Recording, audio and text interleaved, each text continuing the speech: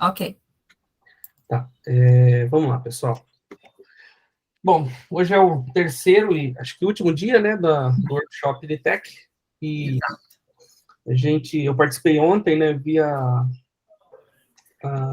o insight de conhecimento que a Grace trouxe para a gente sobre redundância cíclica, que fez bastante sentido num aspecto mais abstrato, trazendo isso para dentro de DDD. E hoje eu vou falar sobre Solid. E o Solid, ele basicamente é a ferramenta principal, né, para a aplicação dos conceitos de DDD. Muito do que nós vamos ouvir aqui hoje, dos princípios de Solid, ele faz muito sentido com relação a todos os conceitos que o DDD prega. Bom, a nossa agenda da noite vai ser basicamente os 5 princípios do Solid, né, que são os acrônimos, que eu vou falar mais adiante. Então, eu vou seguir uma sequência, tá, pessoal? E eu vou tentar fazer o quê? Eu vou explanar um pouco sobre cada princípio e vou trazer para vocês alguns exemplos de código mesmo, cometendo as violações desses princípios e sequentemente, propondo as soluções para essas violações dos princípios do Solid. Para quem não me conhece, o meu nome é Ricardo Antônio de Souza. Eu já trabalho na área de TI tem um tempo. Eu comecei a programar em linguagens que talvez vocês nunca ouviram falar, ou talvez um dia vão ouvir, ou talvez já ouviram, né? Não sei a idade de todo mundo que está aqui. Quando eu comecei a programar, a minha primeira linguagem que eu tive contato foi Clipper, era uma linguagem textual para DOS, para MS-DOS, não era nem considerado, não existia, na realidade, na plataforma da Microsoft, interfaces visuais como Windows. Depois eu tive contato com outras linguagens mais desktop, Delphi, Visual Basic, e aí depois cheguei no Java, e já estou há 14 anos nessa jornada de Java aí, e já passei por tudo quanto é framework que vocês possam imaginar. Eu sou casado, tenho 41 anos, moro aqui em Cuiabá, Mato Grosso, um lugar bem quente e bem distante de todos os outros lugares do Brasil. Mas vamos lá. Bom, o que é Solid, né? O Solid, ele na realidade é um acrônimo, tá? Que exemplifica os 5 primeiros princípios de programação orientada a objeto. Ou seja, basicamente, a programação orientada a objeto, ela tem por fundamento, nos principais fundamentos, a aplicação desses conceitos, que foram identificadas por um outro autor, que eu não me lembro o nome agora, na verdade, quem criou, né, a sigla Solid, e depois o Uncle Bob, o famoso Uncle Bob, trouxe isso dentro de uma das literaturas que ele publicou sobre arquitetura de software. Isso por volta dos anos 2000. Então, nada mais é Solid do que o acrônimo, ou seja, cada letra significa um dos princípios, e aí a gente vai entrar agora para falar sobre cada um desses princípios, tá? Então, sem muita demora, porque a gente tem bastante tempo, então eu vou tentar seguir um ritmo aqui. Se vocês sentirem que eu estou indo muito rápido, dá um grito aí, pelo amor de Deus. Pode deixar. E também tivemos que pegar também. Tem bastante assunto, então eu quero tentar explanar isso para vocês até as 20 horas aqui do meu horário, né? As 21 do horário de vocês aí. Provavelmente vocês estão em outro horário. Então, o S, né, do Solid, ele nada mais é do que uma das letras do acrônimo da palavra, que traz o primeiro princípio do Solid, que é o Single Responsibility Principle, ou seja, princípio de responsabilidade única. Eu acho bacana esse ícone que eu coloquei aqui, porque o brasileiro, ele gosta dessas coisas multifunções, né? As pessoas gostam de uma coisa que faz tudo. Ou ter na mão uma ferramenta que com ela você consegue resolver qualquer tipo de problema. E isso ilustra bem esse princípio, né? O que esse princípio quer dizer? Ou seja, uma classe ela deve ter um e apenas um motivo para ser modificada. Essa é a colocação que o Uncle Bob coloca no livro.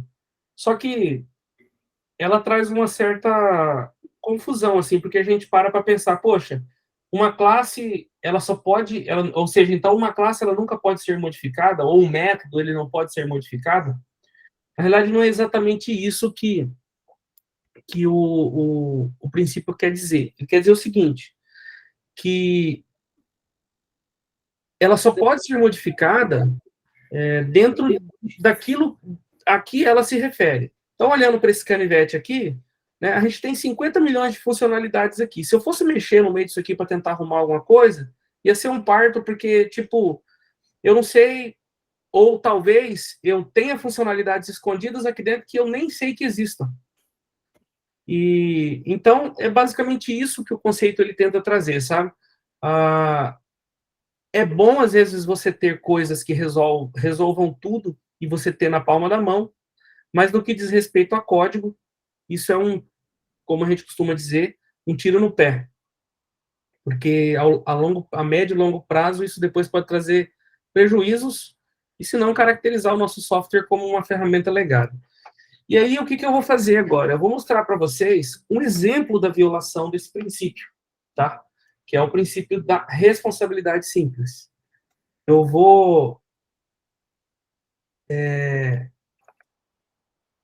Eu fiz uma POC sobre isso que eu vou falar aqui hoje, tá? Depois, no final, aqui, eu vou disponibilizar para vocês o link do repositório no Git. Isso aqui está público, para vocês depois poderem consultar e entender. Então, basicamente, eu coloquei aqui todos os princípios, né?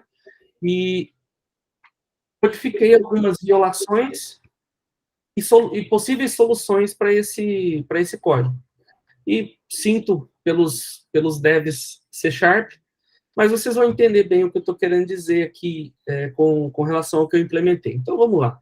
Eu fiz uma classe de cliente, e essa classe eu coloquei um método que tem por função adicionar um cliente no meu repositório de dados. Dentro desse método, o que eu fiz? Eu fiz aquilo que aquele ícone faz ali. Eu fiz um milhão de coisas dentro de um único método, ou seja, nesse bloco, eu recebi um parâmetro com os dados do cliente, eu validei os dados desse cliente, na sequência, eu executei a inserção desses dados dentro do banco de dados que eu esteja utilizando, e na sequência, eu peguei e enviei um e-mail com os dados do cliente que foi adicionado no banco. E dei um retorno de sucesso. Antes de mais nada, pessoal, isso aqui eu tentei compilar um exemplo bem simples, tá? Então, assim, tudo que eu vou mostrar aqui, pode ser que nem nas soluções sejam as melhores soluções possíveis, mas é só para tentar ilustrar para vocês, num exemplo da vida real, como que acontecem essas violações desses princípios e como nós conseguimos solucionar essas violações. Então, E esse princípio... Oi, pode falar. será que você consegue aumentar um pouquinho a letra? Peraí. Vou aumentar. Tá vendo agora? Aí, melhorou, valeu. Melhor. E outra coisa também, Ricardo, só interrompendo também, né? O Pedro levantou a mão. É que eu não tô... Pedro. Não, era só para comentar do texto mesmo. Era para aumentar também, né? Não, de boa. Mas pode deixar, Ricardo. Se alguém levantar a mãozinha, eu te aviso. Beleza, é porque eu não tô olhando pro mosaico aqui da tela, e aí eu tô só no código aqui. Não, Pode sem ficar problema. tranquilo, a gente está aqui para te dar suporte, a gente vai te avisando depois. De maneira simples, o que eu fiz? Eu peguei dentro de uma classe, isso aqui tem até um nome, tá, pessoal? O pessoal costuma... isso aqui é um anti-pattern, que o pessoal costuma chamar de God Class. Existe isso por demais em sistemas legados, tá? Isso aqui tá errado? Não, não tá errado. Isso aqui vai funcionar? Vai funcionar. Olhando para essa classe, é uma classe relativamente pequena, mas eu já tive experiência de pegar classe com mais de 1000 linhas, com mais de 2000 linhas. Então, para quem vai dar manutenção dentro do sistema legado e cai para dentro de uma classe com mais de 1000 linhas, ele vai sofrer, eu aposto que um pouquinho, para conseguir entender o que essa classe está fazendo. Vai funcionar, vai dar um resultado, mas não é a melhor maneira. Então, o que esse primeiro princípio vem propor? Como o próprio nome diz, responsabilidade simples. Ou seja, ele dita que eu não posso atribuir para um método ou para uma classe inúmeras responsabilidades da forma com que eu fiz aqui. Então, qual seria a solução para que a gente tirasse essas muitas responsabilidades de dentro de um canto só? Seria separar essas responsabilidades. Agora, aqui na solução, o que eu fiz? Eu trago uma proposta de solução para essas responsabilidades. Lembrando que aqui eu estou validando, gravando no banco de dados e enviando e-mail, ou seja, eu atribuí 3 responsabilidades para um método dentro de uma classe, gerando esse nível de complexidade do código. Então, como eu solucionaria isso aqui? Aqui eu tenho a mesma classe de consumidor, tá? Com os atributos que um cliente tem, tá? E como eu segmentei isso aqui, tá? Eu deixei uma única classe como um POJO, ou seja, um value object contendo todos os valores, as características que um cliente pode possuir. Eu criei uma classe responsável somente, e aí nada mais justo do que, isso aqui também é uma abordagem, tá? Pode ser diferente disso aqui ou não, nada mais justo do que eu atribuir para o próprio consumidor saber como se validar, ou seja, fazer essa introspecção dos seus atributos e entender se esses atributos foram preenchidos ou não da forma correta. Então, eu faço essa validação aqui dentro. Separei as responsabilidades de validação também para cada tipo, ou seja, antes eu tinha um campo, olhando para o consumidor anterior, antes eu tinha um campo e-mail, eu tinha um campo número do telefone, e eu tinha um campo do CPF dele aqui, do código de registro dele, como string. Aqui eu especializei esses campos, eu separei essas responsabilidades para tipos específicos, e dentro desses tipos eu coloquei as suas respectivas validações, tá? Tanto para o e-mail, quanto para o telefone, quanto para o registration code, que seria o nosso CPF aqui. E aí eu fiz essas validações. Cada classe valida os seus próprios valores e o meu value object de consumidor, de cliente, valida os seus atributos. Então, eu tirei toda essa responsabilidade de validação de dentro daquela classe e trouxe para dentro dos seus POJOs. Depois, o próximo passo que eu faço é salvar esse cliente no banco de dados. Então, eu criei uma outra classe chamada Customer Repository, e dentro dela eu coloquei somente a responsabilidade de persistir essa informação no banco de dados, tá? Isso aqui está uma implementação bem simplória, só para não quebrar o nosso código aqui, tá? Não está conectando com banco nenhum, é só um código mesmo para trazer um exemplo dessas soluções. E o que eu fiz para agora somar tudo aquilo todas as responsabilidades, ou seja, para orquestrar todas as execuções que eu estava fazendo dentro de uma classe só. Eu criei uma classe de serviço onde eu tenho um método que vai adicionar um cliente, vai receber esse cliente, ele vai chamar a validação. Se esse cara estiver inválido, ele não vai prosseguir com essa execução. Ele vai instanciar esse repositório, vai adicionar esses dados do banco de dados, vai instanciar o serviço de e-mail, vai realizar o envio desse e-mail do cadastro e vai retornar como sucesso. Se vocês observarem, ou seja, essa classe aqui é uma síntese daquilo que estava dentro dessa classe gigantesca. Então, aqui a gente já consegue ter uma visão de que, na medida em que eu separei essas responsabilidades para objetos separados, para métodos separados, para outros artefatos externos a essa classe de serviço, quando eu olho para esse código, fica muito mais fácil de identificar o que ela está fazendo. E fica muito mais fácil também de eu dar manutenção. Porque quando eu tiver que mexer, por exemplo, aí voltando lá no conceito, né? Voltando aqui no nosso conceito. Ou seja, uma classe ela deve ter um e apenas um motivo para ser modificado. Aí aqui a gente tem essa resolução. Por exemplo, se eu tivesse que mexer nessa classe aqui gigantesca e eu tivesse que consertar alguma coisa do e-mail, poxa, eu ia estar mexendo nessa classe aqui para consertar um negócio do e-mail, mas olha o tanto de coisa que tem dentro dessa classe. Ou seja, se eu tenho que mexer se eu tenho que ajustar alguma coisa de persistência, por que eu tenho que mexer no método que adiciona o cliente? Se eu tenho que ajustar alguma coisa de e-mail, por que eu tenho que mexer no método que adiciona o cliente? Ou seja, se eu tiver que consertar alguma coisa de persistência, eu vou modificar alguma coisa somente na classe que possui a responsabilidade de persistir no banco de dados. Então, em em resumo, né, concluindo sobre o princípio de responsabilidade simples, basicamente é isso que ele propõe, é a gente separar as responsabilidades, tá, de acordo com as responsabilidades, com quem tem essas responsabilidades. E por que eu falo que isso aqui tem muito a ver, por que eu falo que isso aqui tem muito a ver com o BDD? Porque esse princípio de responsabilidade, eu acho que é o que mais vai ter peso na hora que você for, por exemplo, fazer a segregação dos seus context boundaries. Ou seja, você vai saber atribuir, separar essas responsabilidades dentro de cada contexto. O próximo princípio é o Open Closed Principle, ou seja, o princípio de aberto e fechado. O que esse princípio quer dizer? Eu vou deixar, pessoal, depois para o final, se vocês puderem ir anotando as dúvidas, porque se a gente for parando a cada princípio, a gente vai acabar talvez não conseguindo chegar num resultado legal. Então, pode deixar que eles estão deixando aqui, o André está anotando.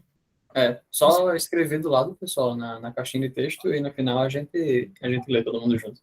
Beleza. Então, o que esse princípio traz? Ele diz o seguinte, que objetos ou entidades, eles devem estar abertos para extensão, mas fechados para modificação. Ou então, o que isso quer dizer? Isso quer dizer que eu não posso... que eu não poderia modificar um objeto? Ou seja, depois que eu implementei alguma coisa, eu não posso mais modificar? Não, exatamente não é isso que quer dizer. E aqui também acaba pegando um gancho da responsabilidade simples, ou seja, o motivo para você mudar alguma coisa tem que ser o motivo da própria responsabilidade daquela classe que você está mexendo. Foi o que eu disse ali atrás. Eu tenho um método que adiciona cliente e que tem 3 responsabilidades. O motivo de eu mexer naquilo ali, se eu tiver que mexer na validação, eu já estou ferindo esse princípio, porque eu estou mexendo na validação, mas o método valida, insere no banco e envia e-mail. Então, assim, se eu separo as responsabilidades e eu tiver que mexer em um método porque eu preciso modificar alguma coisa quanto ao envio de e-mail, então eu vou mexer na classe de serviço de e-mail. Então, é basicamente isso que esse princípio vai trazer aqui, né? Ou seja, se eu for ajustar alguma coisa sobre envio de e-mail, agora, se eu for criar alguma nova possibilidade de envio de e-mail, o que esse princípio também vai dizer? Bom, se aquela minha classe de envio de e-mail, ela já está concluída, já está fechada, e eu estou querendo agregar uma nova funcionalidade, a probabilidade de eu mexer naquilo ali e provocar um problema no meu sistema vai ser maior. Então, o que esse princípio diz é o seguinte, se essa classe está terminada, está feita, e não tem mais por que mexer, você estende ela. Se você tiver que mexer nela, porque talvez você feriu esse princípio aqui de aberto e fechado. E aí nós vamos voltar aqui para os nossos exemplos para entender um pouco sobre esse princípio. Seria a violação, tá? Aqui eu fiz um exemplo de um saque na minha conta corrente, tá? E eu tenho um objeto aqui que é o tipo de conta. Eu tenho uma conta corrente, uma conta poupança e uma conta de investimento. Aonde eu provoquei essa violação desse princípio? Eu criei um método que é o método que vai realizar um saque na minha conta corrente. E aqui eu falei o seguinte, olha, se a minha conta corrente, se a minha conta for do tipo conta corrente, então eu vou efetuar o saque, tá? Só uma ilustração. Se a minha conta for uma conta poupança, eu vou efetuar a validação da data de aniversário da conta e vou efetuar o saque da conta. Aí, beleza, o cliente pediu que eu implementasse ali para ele um saque na conta corrente, conta poupança. Aí passou um tempo, o cliente chegou e solicitou, olha, agora eu vou começar a movimentar aqui no meu banco também uma conta do tipo investimento. Seguindo isso que foi implementado aqui, o que vem em mente, né? Eu vou pegar esse if aqui, vou duplicar essa linha aqui e vou socar mais um if aqui e falar o seguinte, ó, se for uma conta de investimento, eu vou implementar a regra de negócio de saque na conta de investimento. Só que aí, por que eu estou ferindo esse princípio? Lembra que eu falei, uma classe, ela tem que ter um motivo e somente um motivo para ser modificada? Ou seja, se for objeto do próprio negócio que está sendo alterado.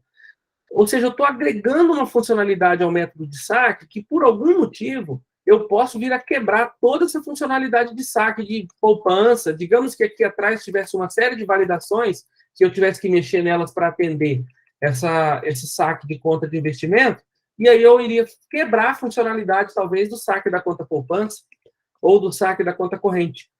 Então,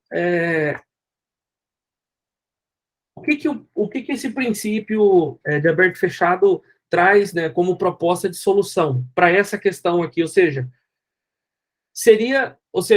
eu separar cada tipo de conta dessa e colocar essa responsabilidade dentro de cada uma desses tipos de conta. Então, o que eu fiz aqui para poder realizar essa solução? Eu criei uma classe abstrata, tá?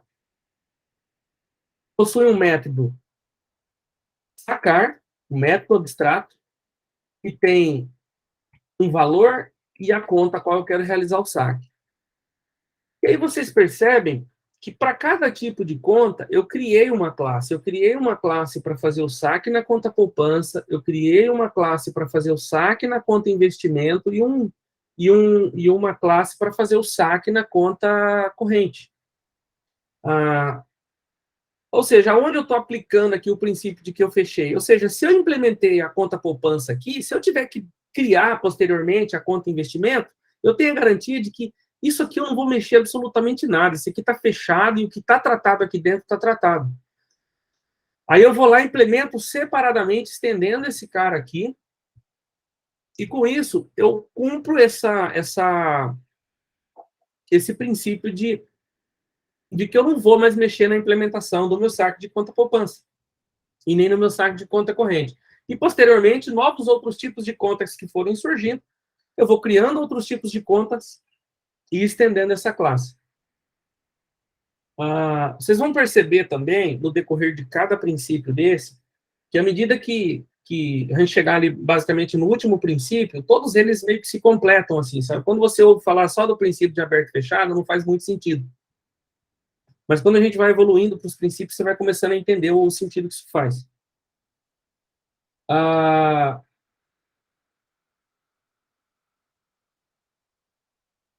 Então, ou seja, voltando aqui para o slide,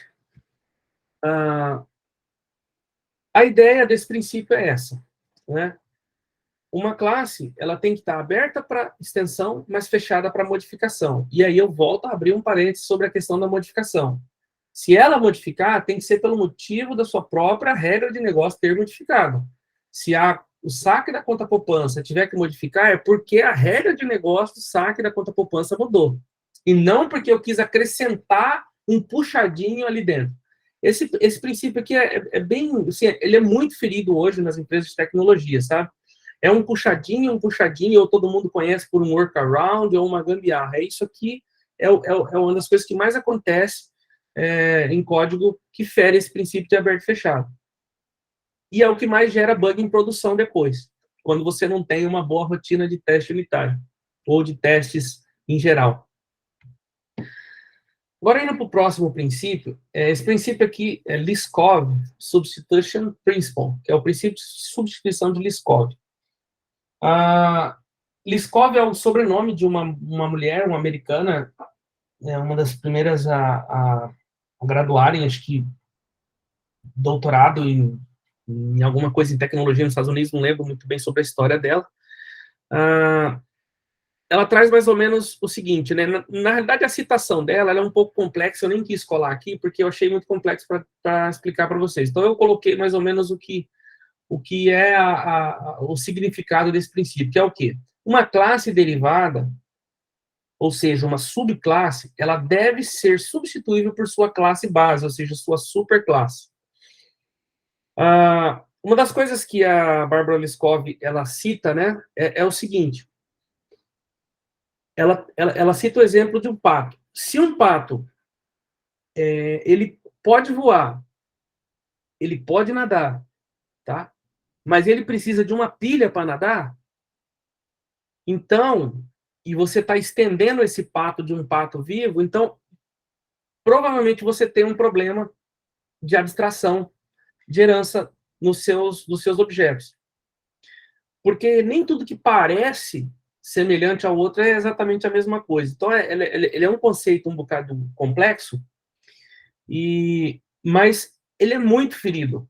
Ele é muito ferido, exatamente por isso. Bom, tem um pato, ele voa, ele nada, então por que ele não pode estender um pato? Por que esse objeto pato de borracha aqui, pato de pilha, não pode estender o objeto pato? Ele é um pato também, exatamente por esse fato. Ele parece, mas não é. Aí eu trouxe um exemplo aqui para mostrar para vocês dessa violação desse conceito. É até interessante essa violação desse conceito aqui, porque quando a gente estava discutindo sobre ele, né, nós fomos fazer pesquisa para entender algumas coisas sobre matemática, sobre... Oh, meu Deus, agora fugiu a palavra aqui, estudar as formas da matemática, geometria. E aí a gente discutiu o seguinte ponto. Segundo os princípios da geometria, a gente entende que um retângulo, ele também é um quadrado. Embora a gente saiba que um retângulo, ele não tem a sua altura, ela é diferente de uma largura, mas um retângulo, segundo os princípios da geometria, ele também é um quadrado. Então, acho que basicamente, se você pesquisar na internet sobre esse princípio, você vai achar muitos exemplos trazendo exatamente essa analogia aqui para poder explicar esse princípio. Então, eu tenho uma classe chamada retângulo e eu tenho uma outra classe chamada quadrado. E eu fiz com que a minha classe quadrado, ela estenda o retângulo, porque, como eu disse, segundo os princípios da geometria, um quadrado também é um retângulo. Só que o que é o problema? Tá? O problema é que existe uma regra específica sobre o quadrado, é que ele deve possuir os seus lados, a sua altura e a sua largura, né, a sua área, de tamanhos iguais, de altura e largura. E o retângulo não. Então, se eu simplesmente olhar para os princípios da geometria e implementar uma classe chamada retângulo e outra chamada quadrado e dizer que uma vai estender a outra, eu não estou errado, olhando para os princípios da geometria. Só que eles, de fato, não são o mesmo objeto. Aplicando outras regras matemáticas. Então, por exemplo, eu fiz esse exemplo aqui, na medida em que eu instancio um retângulo, tá? E digo que ele tem uma altura de 10 e um comprimento aqui de 5, e mando obter a área dele aqui. E aqui embaixo a mesma coisa. No mesmo objeto retângulo, porque é uma herança e por polimorfismo, eu posso fazer essa instância desse quadrado dentro desse retângulo, colocando a minha área aqui também de 10 e o tamanho de 5. A altura de 10 e a largura 5.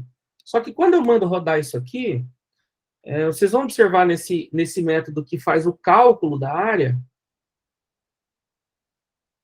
tá? Ele vai fazer o seguinte. Perdão, deixa eu só trocar a versão do meu Java aqui, tá?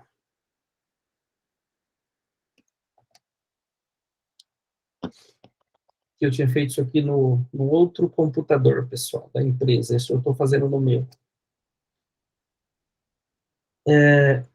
Enquanto ele roda aqui, eu fiz um cálculo dentro, eu fiz um método aqui dentro que faz o cálculo da área, que faz o quê? Multiplica, basicamente, a altura pela largura. Tá? Só que na minha classe do quadrado, eu falei o seguinte, que quando eu setar a altura, eu vou setar tanto a altura como a largura e a largura como a altura. Eu vou setar os dois valores iguais, né? E a mesma coisa eu fiz no meu setter aqui de largura. Eu vou setar essa altura igual à largura e, consecutivamente, a largura. E quando eu mando executar esse cálculo, ele está demorando para compilar, o fato é que vai acontecer o seguinte, vai acontecer um problema que ele vai assumir o mesmo tamanho da largura no tamanho da altura. E aí vai gerar um comportamento estranho aqui, né? Porque eu cometi uma violação de implementar dois objetos que representam uma figura na geometria e eu utilizei como regra a herança de um com o outro, assumindo como se um fosse igual ao outro, e eles não são, de fato, iguais. Como eu falei, a história do pato. Voa, nada, mas precisa de uma pilha. Então, se precisa de uma pilha, logo não é um pato. A mesma coisa. Tem 4 lados, segundo as regras da geometria. Segundo as regras da geometria, eles são... Deixa eu fazer um negócio aqui, pessoal. Eu vou voltar para o Java 8, isso aqui, que ele não quer deixar compilar. Eu não sei o que foi que eu fiz aqui. Então, para não ter nenhum problema, eu consigo rodar.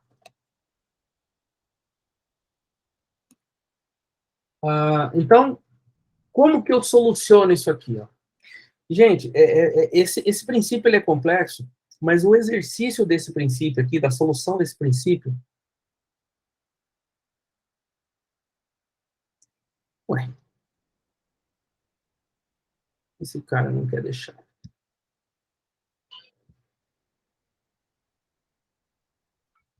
Desculpa, pessoal. Eu fiz isso no outro computador e não trouxe para esse aqui, não testei nesse aqui antes, agora eu estou passando vergonha.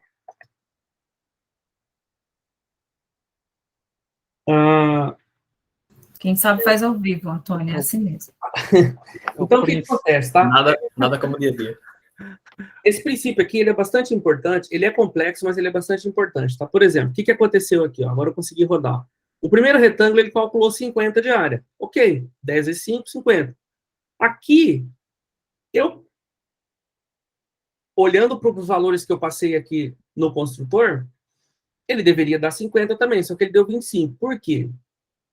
Porque quando eu implementei a minha classe quadrado, eu coloquei uma regra para que essa altura e essa largura sempre permanecesse igual. Tá? Então, o que acontece aqui? Acontece que eu imaginei que um quadrado baseado nos princípios da geometria era um retângulo, e de fato eles não são. Então, qual seria a solução, tá? Disso aqui? E aí, agora eu vou trazer uma coisa que causa muita confusão quando a gente vai falar de segregação, quando a gente vai falar de separar responsabilidades, de saber quem de fato herda o quê, né? De abstração de conceito.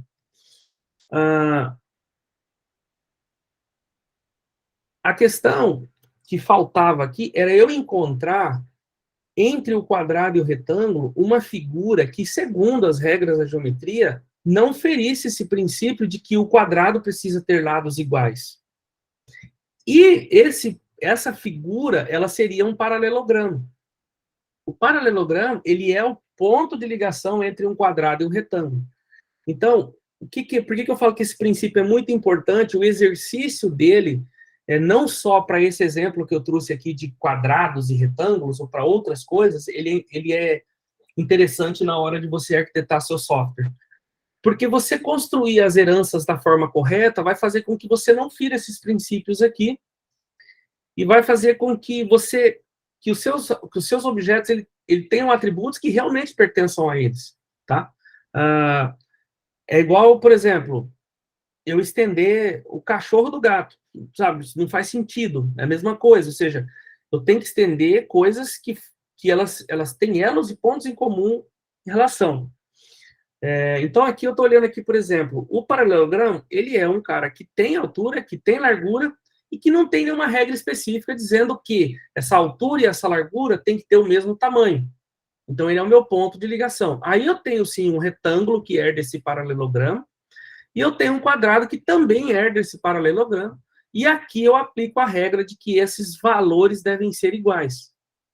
E aí, na hora de realizar os cálculos, né, aí eu vou fazer o seguinte, eu vou criar um retângulo, eu vou criar o quadrado, e eu também posso criar uma classe do tipo paralelogramo, que pode receber esse retângulo, que pode receber esse quadrado, e fazer o cálculo das suas áreas sem que haja violação, ou também provocar uma violação, que é o que eu acabei provocando aqui embaixo. Então, eu vou rodar isso aqui para vocês verem. Vocês vão observar que o primeiro calculou a área de 50, correto? O segundo, 25. Aí eu criei um objeto do tipo paralelogramo, mas não instanciei, depois eu vim aqui e falei o seguinte, ó, o meu paralelogramo recebe um retângulo e calcula a área. 50, 25, como eu não instanciei de novo, ele repetiu os mesmos valores de cima, só que quando chegou aqui embaixo, na hora que ele foi instanciar o quadrado, aí eu provoquei uma exceção, que foi o quê? Se a altura for diferente da largura, então você tem que lançar uma exceção para mim que a área do quadrado está inválida. Vocês conseguem perceber que aqui eu fiz uma abstração correta dos conceitos. Ou seja, é aquilo que o princípio de Liskov diz, né? Ou seja, uma classe derivada, ou seja, a derivada ela deve poder ser substituível pela sua classe base, né? Pela sua superclasse. Então, ou seja, eu respeitei, poxa, se o quadrado e o retângulo, embora segundo a geometria seja a mesma coisa, mas eles têm regras diferentes, então eu encontrei um elo de ligação entre eles, que é o paralelogramo, que é uma figura que também tem a mesma representação dos dois, e fiz com que esses dois estendessem o paralelogramo.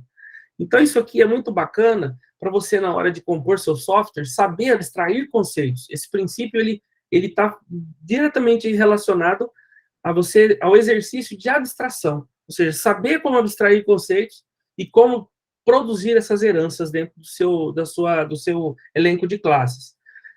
Talvez, para quem programe em linguagens que não são orientadas a objeto, ou linguagens que, pelo menos, a comunidade não costuma orientar a objeto, é um pouco confuso isso aqui. Mas para quem programa em linguagens como C#, Java, enfim, vai ficar um pouco mais claro sobre essa questão desse princípio. Esse princípio que é um dos que eu acho mais difícil de compreender, tá? Até porque os exemplos que a gente encontra são bem estranhos. Mas passando já para o próximo princípio, que é o princípio de Interface Segregation Principle, o princípio de segregação de interfaces, tá? O que quer dizer esse princípio?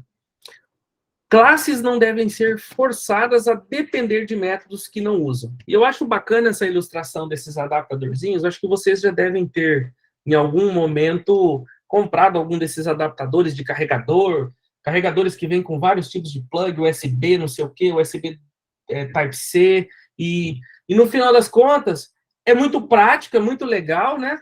Você ter uma coisa que faz tudo, isso aqui também acaba remetendo no primeiro princípio de responsabilidade simples, mas no final das contas, você, por causa de um conector, você acaba carregando 50 milhões de coisas que você talvez não vai utilizar. Talvez você compre um negócio que vem com 20 e você vai utilizar só 3. Então, o que esse princípio quer dizer?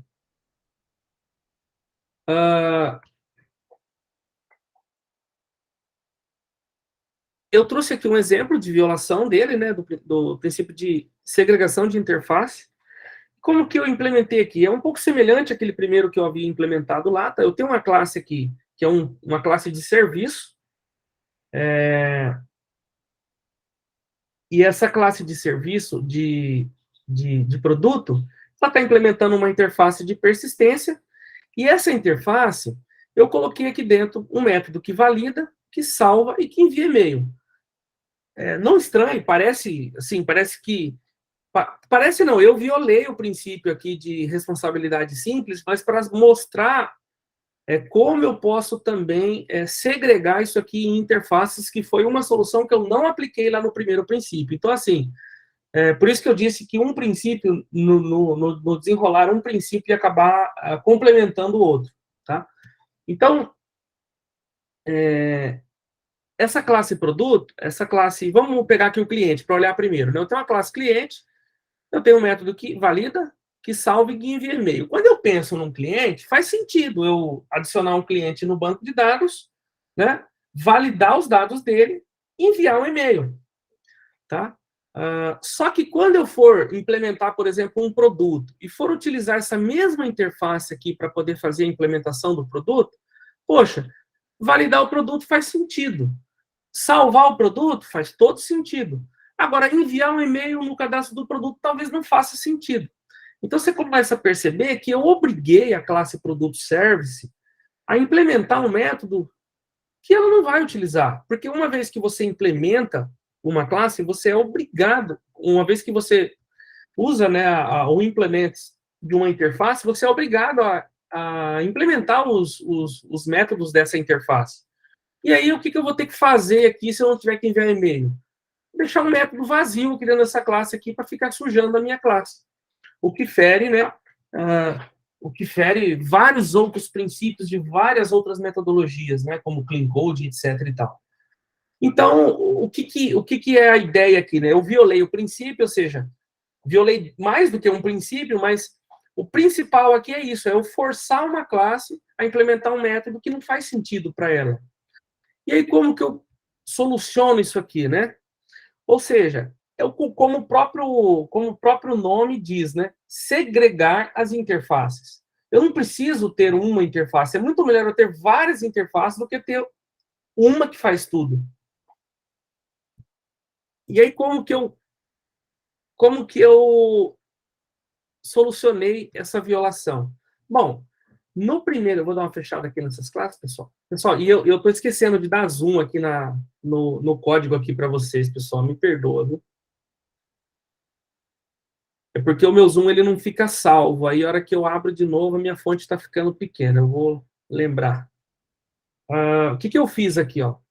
Eu criei uma interface que tem única e exclusivamente a responsabilidade de salvar, e chamei ela de persistence, tá?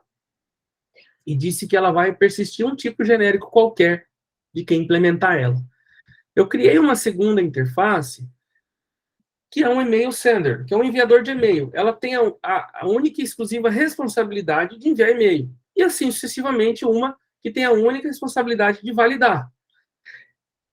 Aí, como que eu soluciono isso, né?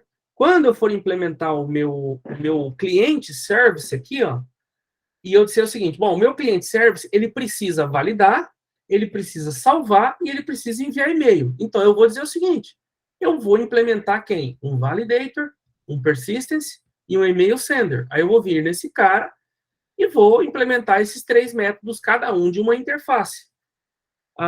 Já quando eu for implementar o meu produto service, eu vou dizer o seguinte, produto, eu não tenho que enviar e-mail. Então, eu vou fazer o seguinte, eu vou implementar somente a validação e a persistência. Então, com isso, eu não obriguei o meu orquestrador, o meu serviço de produto, né, fazer envio ou implementar uma classe, um método que ele não vai utilizar. E com isso, basicamente, eu cumpro essa solução de não quebrar esse princípio de segregação de interface, ou seja, eu separei em cada funcionalidade em interfaces diferentes para não forçar a implementação de métodos desnecessários dentro de outras classes. E agora, né, já indo para o nosso último princípio, que é o princípio de inversão, Dependence Inversion Principle, que é o princípio de inversão da dependência. Existe um pouco de confusão sobre esse princípio, pessoal, porque, assim, quem trabalha com frameworks SPA, com TypeScript, quem trabalha com C Sharp, quem trabalha com Java, né, vai ter ouvido muito falar sobre injeção de dependência, e existe uma confusão, a Grace falou sobre isso ontem, né, sobre o que é injeção de dependência e o que é inversão de dependência. São duas coisas diferentes. A inversão de dependência, ela vem para resolver a inversão do controle, né? A gente pode chamar de inversão de controle ou inversão de dependência. Então, basicamente, o que esse princípio diz? Dependa de abstrações e não de implementações. Módulos de alto nível não devem depender de módulos de baixo nível. Ambos devem depender da abstração. E abstrações não devem depender de detalhes. Os detalhes é que devem depender das abstrações. Tentar explicar isso aqui de uma maneira melhor. É natural, por exemplo, que eu, como filho, dependa do meu pai. Porque ele é quem me gerou e eu sou herança dele. Mas não é natural que ele dependa de mim. Então, acho que isso aqui é um exemplo bem clássico, assim, de respeito a esse princípio, né? E o que que é ocasionado quando a gente viola esses princípios, né? Ou seja, aí eu trouxe aqui também, baseado, se vocês observarem, a violação desse princípio, ela basicamente parte da solução que eu propus para o primeiro princípio lá em cima. Ou seja, aquele primeiro princípio foi só para exemplificar o que eu queria com a solução, né, de responsabilidade simples, mas eu fiz uma melhoria no código, separando as responsabilidades, mas eu cometi uma violação do último princípio, que é o da inversão de dependência, que é o quê? Eu criei uma classe de serviço aqui bonitinha, tal, que separou a responsabilidade da persistência e separou a responsabilidade da validação e do envio de e-mail. Só que eu continuei tendo controle sobre como eu instancio esses objetos e sobre como esses objetos vão fazer aquilo que eles têm que fazer. Então, a violação, ela está basicamente onde? Ela está basicamente aqui, ó, principalmente nesses dois pontos aqui, onde eu estou instanciando o meu objeto repositório e eu estou instanciando o meu objeto de serviço. Por que eu falo que isso aqui é uma violação? Porque é o seguinte, se por algum motivo essa classe sofrer algum tipo de alteração na maneira com que ela é instanciada, eu quebro todo o meu sistema em todos os pontos onde eu estiver instanciando essa classe. Então, por que a gente chama esse método de inversão de dependência ou inversão de controle?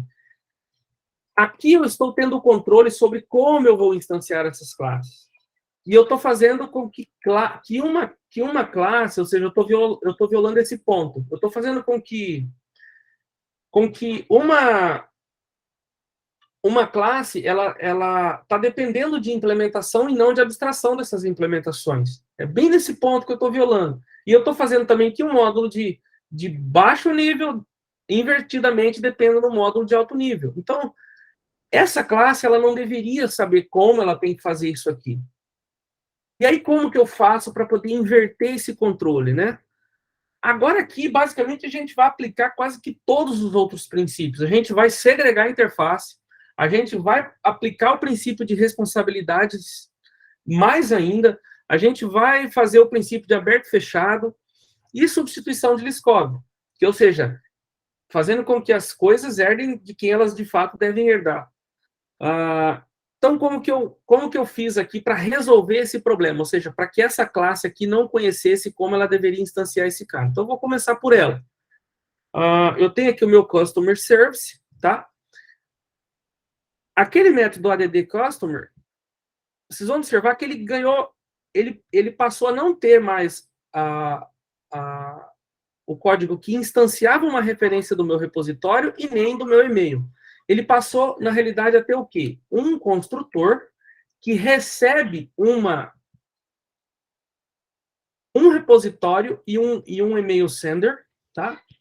E esse repositório e esse e-mail sender, ele não é uma classe concreta, e sim uma abstração, ou seja, eu estou fazendo com que essa minha classe Customer Service, tá? Ela dependa de uma abstração que foi criada a partir dessas duas interfaces. Repository, tá? Que tem o meu método que adiciona, e essa interface e-mail sender, tá? Que tem esse método que envia o e-mail.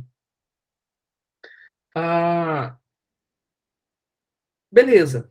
Então, aqui dentro dessa classe e-mail service, o que ocorre aqui? Aqui dentro, eu implemento essa interface, faço como deve ser feito o envio do e-mail, assim sucessivamente eu faço dentro da minha classe de repositório, né? Eu vou lá e implemento como ela deve inserir essa informação dentro do banco de dados. E aqui eu trouxe um exemplo bacana, exatamente para vocês entenderem essa história da inversão de controle. Digamos que num determinado fluxo do meu sistema, eu vou estar gravando num banco de dados em memória, para teste, tá? H2. Mas quando eu subir esse sistema para produção, eu vou estar gravando num banco de dados como um MySQL da vida. Por eu ter feito a inversão do controle, eu tenho a possibilidade de criar duas classes que implementam esse repositório, tá? Essas duas classes estão implementando o repositório, uma está gravando num banco em memória, a outra está gravando lá no banco MySQL. Essa classe aqui, que é o nosso Customer Service, para ela não importa aonde está gravando. A única garantia que ela tem é que ela vai receber um repositório, ou seja, alguma classe que esteja implementando essa interface de repositório. No que isso aqui facilita a vida da gente? Né?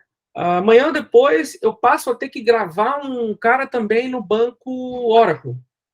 Eu simplesmente vou vir aqui, vou criar uma nova classe de cliente, Oracle Repository, implementando essa interface, colocar quais são as funcionalidades para gravar isso aqui num banco de dados, e o cara que estiver provendo uma instância desse cara aqui para mim, desse repositório, é que vai se encarregar de saber se eu devo ou não. Ou seja, eu estou dando o controle, eu estou invertendo o controle. Antes eu tinha o controle de como eu iria instanciar, lembra?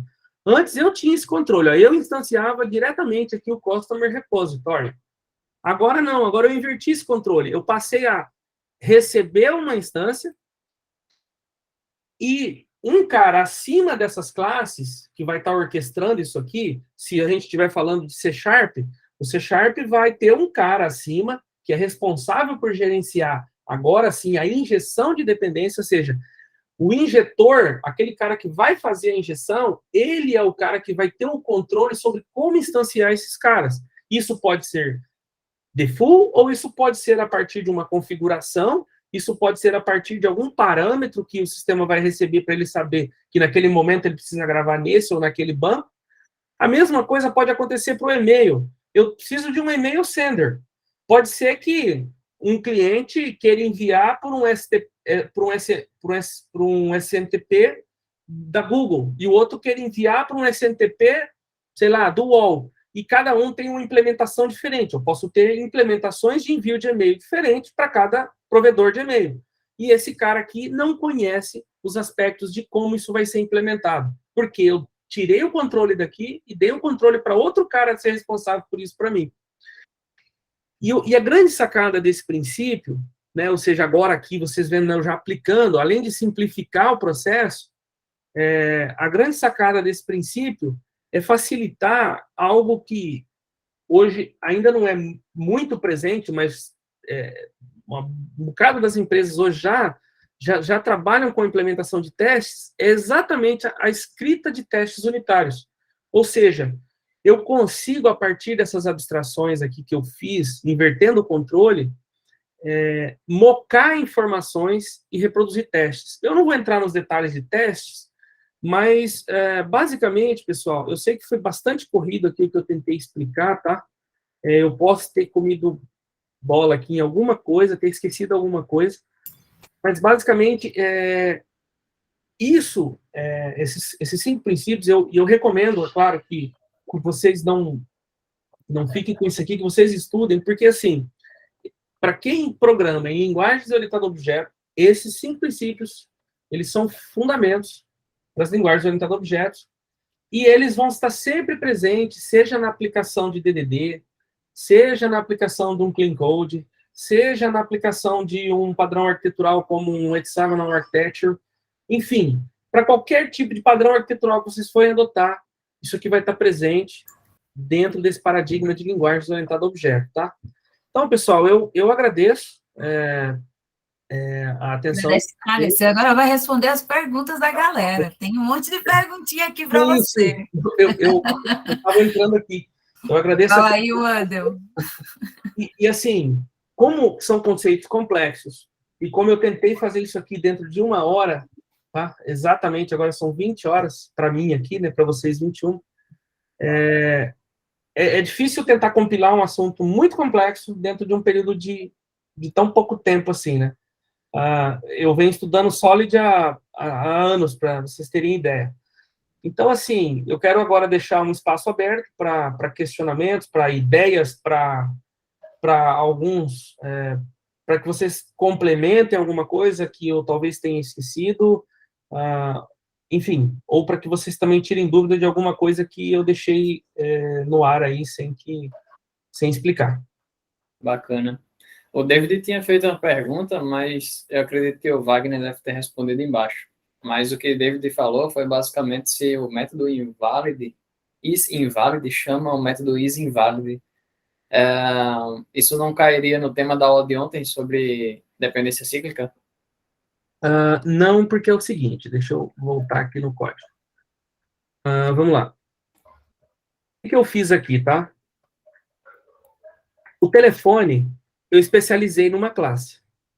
E eu criei um método aqui, isInvalid, e o ciclo dele morre aqui. Eu só estou verificando o seguinte, ele é inválido se o telefone estiver em branco. Morreu o ciclo.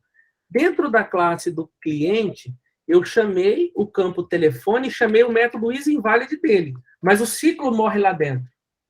Entendeu? Agora, obviamente, que se eu tivesse um objeto aqui, private customer, tá? E eu chamasse aqui, ó, aqui dentro, tá? Aqui dentro desse método eu colocasse ou customer, digamos que eu fosse chamar isso aqui de, sei lá, fosse um outro customer aqui, que seria uma classe do mesmo tipo, e chamasse um isInvalid, agora sim eu provoquei uma referência circular. Porque esse isInvalid vai chamar esse, que vai chamar esse, que vai chamar esse de novo, que vai chamar esse e vai ficar chamando infinitamente aqui. Bacana. Mas é claro, ele iria chamar se esse customer aqui dentro tivesse uma referência para esse mesmo customer aqui de fora. Ou seja, o que eu teria que fazer aqui, né? Eu teria que pegar e falar assim, ó, para isso aqui dar um...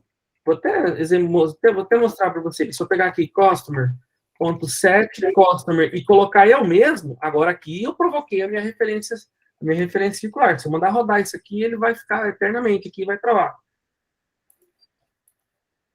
Ficou claro, gente? Alguém tem mais alguma dúvida? Quer fazer alguma colocação? Não, o isInvalid é um método de cada classe. Wagner, pode abrir aí a câmera e falar comigo. Pode ficar à vontade. Eu vi que você colocou um private final lá. O que é esse final aí? Tá, em qual classe? Você lembra Acho qual? que foi no último princípio ali, no D. Na solução ali. Acho que, deixa eu Vamos ver. lá. É o seguinte. Quando eu digo que isso aqui é final, eu estou dizendo o seguinte, eu só vou aceitar uma referência nessa classe a partir do construtor. Isso aqui é uma nuance da linguagem Java, tá? Talvez eu ache que no C# deve existir um modificador. A gente coloca read-only.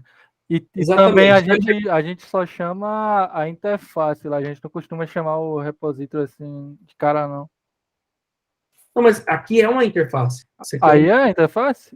É uma interface. Porque lá a gente nomeia com um i, né, no começo. Então... Não, assim... Aí eu confundi. A questão do i é uma convenção pessoal, tá? De usar o i. Eu, particularmente, não gosto de usar o i.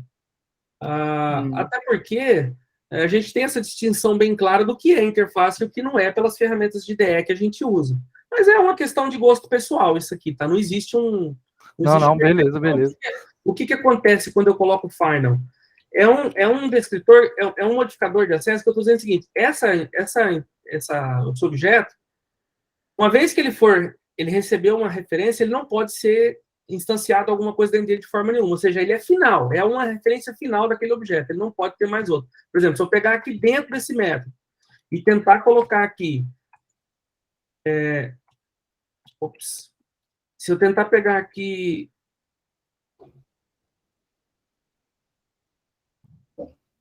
repository igual a new, sei lá, customer repository, ele vai dar erro, porque ele vai falar o seguinte, ele vai dizer que eu não posso atribuir um valor a uma variável do tipo final. Ela só é permitida a partir do construtor, né? E aí você pode fazer manualmente ou via injeção de dependência. Então, o final ele serve para isso. Quando eu vou declarar uma constante, ela é basicamente como se fosse uma constante. É um valor, ela vai ter um valor e ela não pode ser modificada. Eu garanto que ninguém mais vai conseguir trocar a referência desse objeto no decorrer do meu código, tá? Não, igualzinho, só muda isso aí mesmo, a palavra, no caso. Lá ele vai no read only, bem assim, ó, no C#. Read only, Por que você faz isso de dar um construtor? Por que você não pode colocar lá variável tal igual tal coisa? Exatamente por esse fato. Se eu colocar aqui a variável é igual a tal coisa, eu estou obtendo o controle dela e não estou invertendo o controle. Ou seja, eu não quero ter o controle sobre a instância da variável. Eu quero que outro alguém instancie isso para mim. E a única forma que ele tem de passar isso para mim é pelo construtor. Entendi, você está atribuindo a função de instanciar a variável num lugar que não é o lugar que está a variável, né? A classe da variável. Exatamente.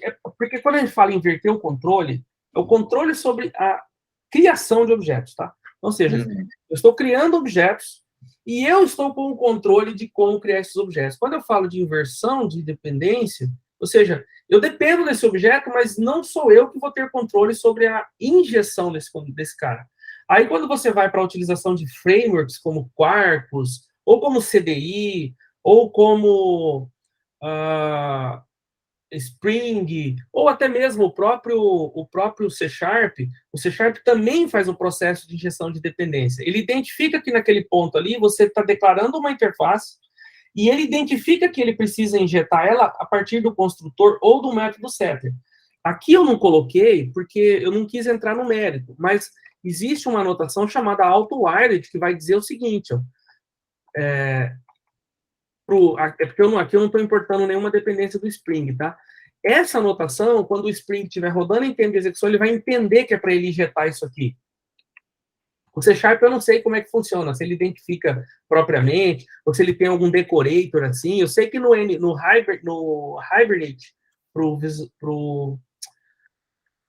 C# ele tem os decorators dele utilizando chaves, assim, se eu não me engano. Por exemplo, para anotar aqui entity, alguma coisa assim. Acho que você não está compartilhando, não, Ricardo. Hã? Eu acho que você não está compartilhando a tela. Acho que caiu o meu compartilhamento. A gente tem uma startup lá que ela chama um service, e esse service ele chama um edge scoped, né? A gente tem lá. Aí ele identifica a interface e a classe em si. Aí ele faz a injeção de dependência. Hoje a gente tem frameworks que fazem injeção de dependência, como eu disse, CDI, o Spring tem a sua própria framework de injeção de dependência, o Quarkus usa CDI, o C# usa suas próprias, dentro do Entity Frame, dentro do .NET, né? Ele tem lá, o framework.NET, ele tem os mecanismos de injeção de dependência.